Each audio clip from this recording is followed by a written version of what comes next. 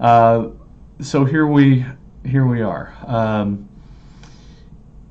If you qualified for all those things, and the return qualifies, then wonderful. That will ultimately be discharged in bankruptcy.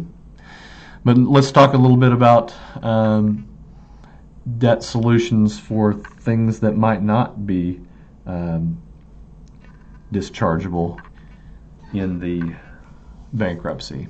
And just kind of as a side note here, a lot of bankruptcy counsel, this is a pretty complex thing in practice, getting these things discharged. A lot of Chapter 7 bankruptcy attorneys tend to go ahead and just list everything, and they list taxes.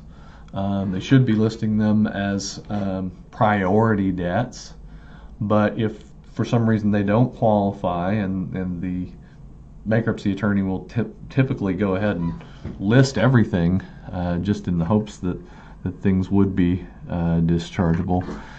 Then these are the solutions for anything that shakes out after the bankruptcy is over. You're still going to have tax liability if it wasn't discharged. And a lot of people get surprised by that.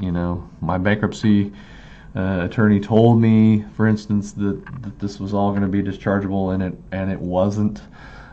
Here are the things that are available to help you out if those things don't get discharged. First of all, full pay.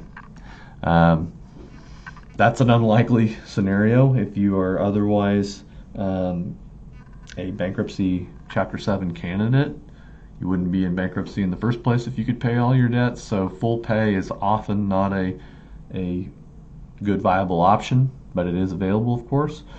Next one, installment agreements of all types, simple and complex. For example, installment agreements. The IRS, once you come out of bankruptcy and you still owe, there's about 180 days there of kind of hands off by the IRS, and as I mentioned, a lot of people are surprised to learn that there are still some things hanging out there for them if it wasn't dischargeable. And typically this tragically happens when 6 months have gone by since you filed, or since you obtained your Chapter 7 bankruptcy discharge, and IRS revenue officer shows up and says, what are you going to do about this remaining tax? So you can do installment agreements, offers in compromise, which we'll talk about in later parts of these videos, settling the debt for less than you owe. There's also uncollectible status, which is a different deal than offers in compromise types of settlements. Uncollectible status occurs when you are otherwise unable to completely to pay for life's necessities. That is an available remedy for debt that doesn't get discharged in the bankruptcy.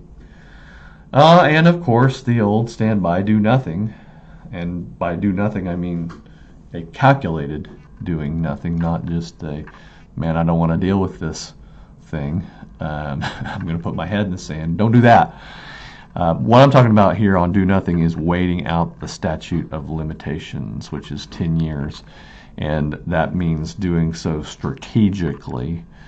And to do that, you would have to know exactly how much time the IRS has to come after you. I say beware here. There are statutory tolling periods plus grace periods during bankruptcy.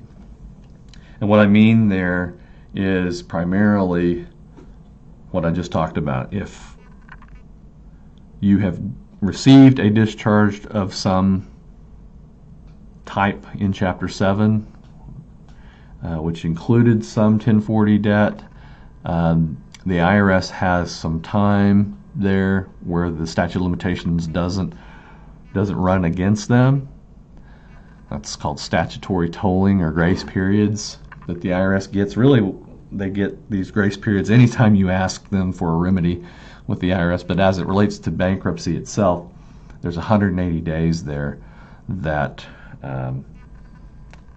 that don't run against the IRS when you file for bankruptcy.